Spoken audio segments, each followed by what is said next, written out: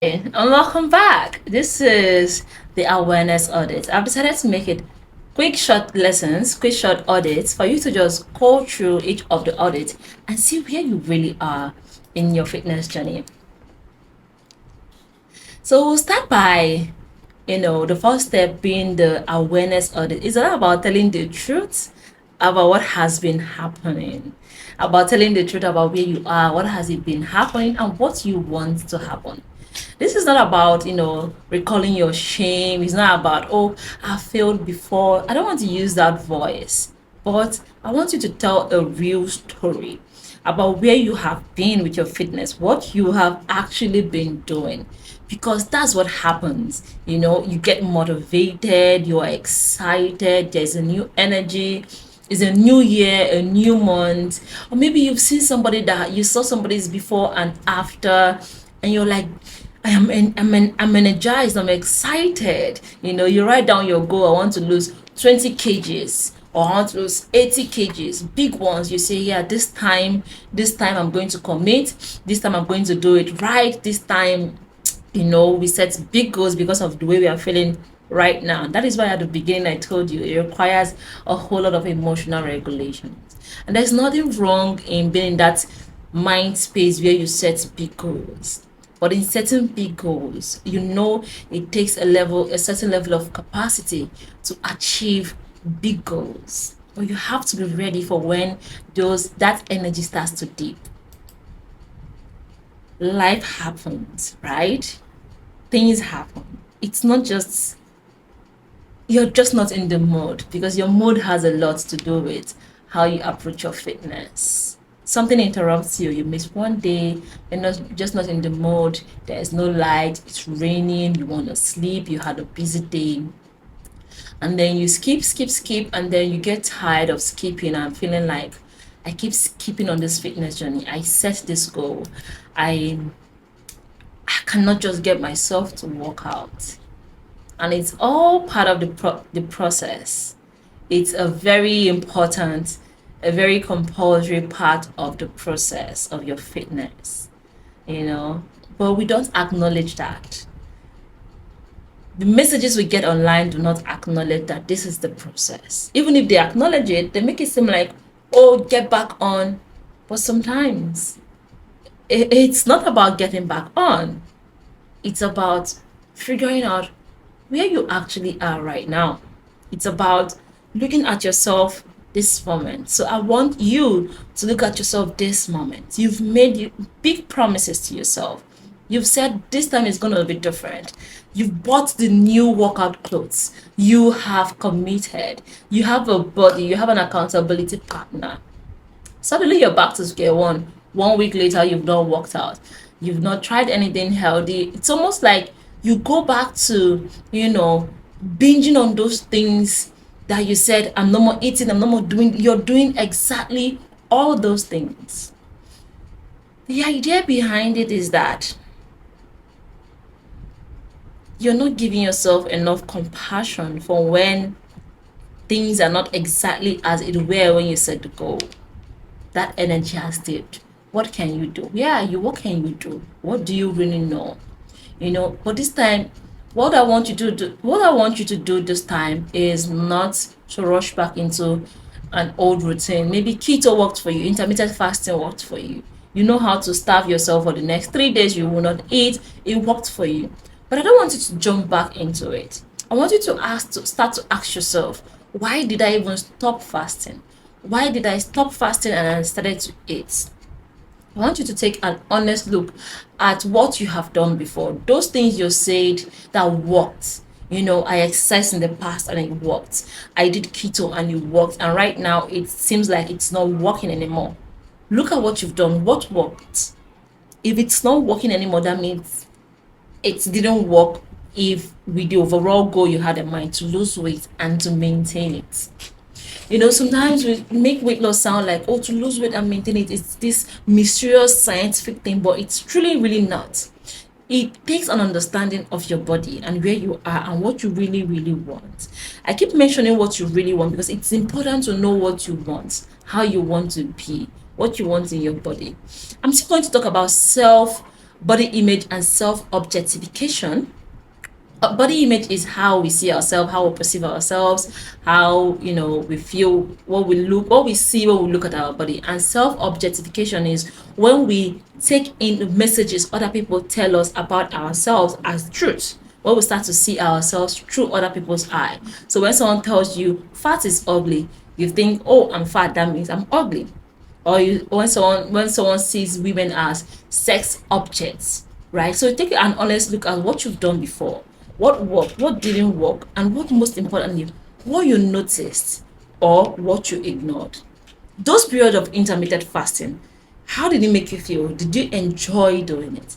It's actually a part of the process. Enjoying the process is part of the process.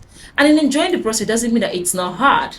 But sometimes we think enjoying the process means it's gonna be easy. Some things might be hard, but you still enjoy the process of it being hard. That is what fitness is about. Making you strong, making you fit enough to do a certain thing. It could be hard, but you're enjoying the process of doing that hard thing. Awareness is the first act of compassion. Bringing awareness to where you are, what you can do, what steps held you back, what made you stronger. Bringing awareness to how you see yourself, your identity, is the first step to applying compassion to your routine. And these steps would help you look honestly at what you have tried before, what worked and what didn't, and what your current life allows. Be a mom of two, what can you do?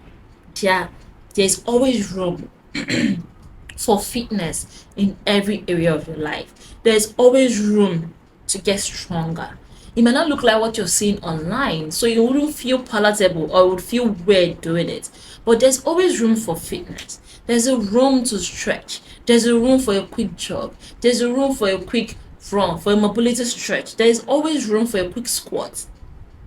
There's always room to build your fitness. It doesn't necessarily have to look like what you have online. Awareness starts with taking a current look at your life and what kind of fitness can be brought into that. This is awareness, and awareness is the first act of compassion. Because when you see clearly, you choose wisely. You can set goals that don't demand perfection but invite you to be present with yourself. You can set honest goals about where you are in your life right now. You can set honest goals about what, even if you want to lose weight, but what can you do right now? And you can lose weight if you want, but you have to understand, bring awareness to what you can do to lose the weight. That is why the next one we're going to get into, the knowledge audit, is very important. So the program begins with awareness audit because I want to encourage you to look at your current lifestyle and your past fitness attempts. You sit with the audit. Remember to download the compassionate routine audit journal. It's a Google sheet. You must have seen it in the first lesson, the welcome video, but I'll still impute it here in this lesson for you to move along with us in the audits. So I want you to know, what do you think fitness is, right? So we'll bring in the awareness of what you know fitness to be. I want you to understand your patterns when it comes to fitness. What made previous programs successful? Which programs did you stick with the longest? Which ones were hard to stick with? Which one made you think about your life, your future? There was one fitness program or one exercise routine I was doing, and in the midst of it, I had this like a warm feeling wash over me, and I started to think, do I want to do this for the rest of my life? Real story. It was just like, I don't want to feel like this in the gym for the rest of my life. And when you walk around in the gym, you see people dazing. It's almost like thinking about the future. Are we going to do this for the rest of our lives to look this way? It's a lot of work. So you have to bring awareness. Without this skill of awareness, you always run high and low. You're willing to start, but without the level of awareness of what works, what you enjoy, what you don't enjoy, you lose focus. Your fitness journey will not be successful, and you will not be focused on anything. You just, after 4 days, you're like, but you don't actually know what's worked. So here's your work for you in this video, and I want you to grab your journal, and your notes, and I want you to answer these questions. What are some fitness and health goals I have set in the past? And I want you to really think about this. Think about all the fitness and health goals. Maybe you might have changed on some of them. They might not be healthy anymore, but think about what you have done in the past. Think about them. Just write them down. Remember it. Even if you don't want to write them down, recall it, right? Ask yourself why you set them. And this other question is really important. Was it set from fear, excitement, or panic? Did you see somebody's before and after picture and you set the goal? Sometimes that's how we set those goals. You might be in a group and someone sends a video of themselves before and after, and you're like, oh, let's get into this. You did this, let's get into it. Was it out of fear of my health is declining, I am scared, I'm getting ill, this might happen to me, this might happen to me? Why did you set those goals? Because it is critically important why you're setting a fitness goal you have. It actually adds meaning to it or removes meaning from it. Did you set the goal because you're comparing yourself to somebody else, or somebody said something about your body and you made you sad and you're like, I'm going to revenge? So what usually happens when you start? How long do you last before you stop, and why? So I want you to ask yourself, what usually happens when I start a workout program? Do I start excited? Do I start fearful? Do I start skeptical? Am I like, are you sure this is gonna work? If you ever ask your coach, are you sure it's gonna work? And the coach tells you, yes, it's gonna work, then you need to get rid of that coach, because nobody can assure you if it works. It all boils down on you. It boils down to you. You commit to it. So you have to choose a goal that feels like you. Don't go into a fitness routine because somebody else is there. So what happens when you start? How long do you last before you stop? And I want you to think about all the reasons you stopped and why you stopped. Think about it. What was happening? What were you feeling? What was the environment like? What were you telling yourself? What happened?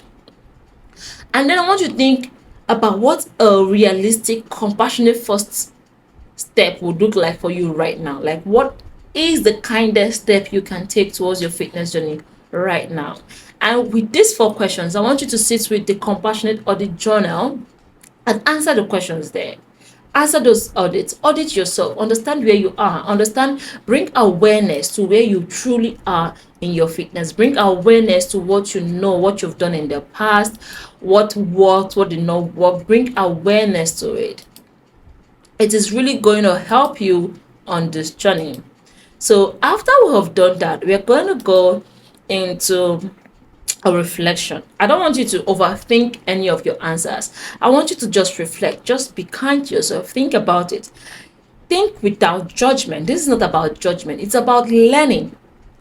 Okay, so this first step, it feels simple. It is quite simple. It's just bringing awareness to where you are, but it is really powerful for every fitness journey. In fact, if you don't do any other thing, bring awareness, just that idea of what has happened in the past, why you stopped in the past, is very powerful. It will lead you to a successful process of taking care of yourself, making yourself, building a stronger, healthier, and a happy body. Because from here, you stop guessing. We are designing a routine that is based on you, your life, the life you prefer to live. And in the next video, we'll clear the confusion by looking at what you actually know about fitness, what you knew and what you know now, what you know about food, what you know about routine, and what's helping you, what is overwhelming you. We're going to be talking about your knowledge of fitness. So we're going to be doing the knowledge audit.